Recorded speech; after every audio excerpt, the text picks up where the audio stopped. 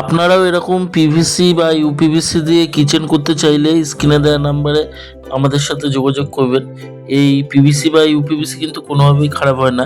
আর এতে দেখতে পাচ্ছেন আমরা গ্লাস লাগিয়েছি।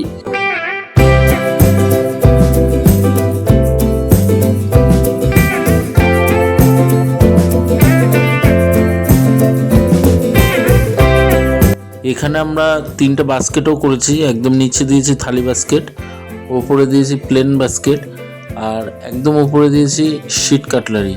তো এইভাবে বাস্কেটও আপনি চাইলে কিন্তু লাগাতেই পারেন। পুরো প্লাই দিয়ে ডেকোরেশন করলে যা যা হয়, ইউপিভিসি দিয়ে ডেকোরেশন করলে পুরো সেম জিনিস হয়, সব কিছুই হয়।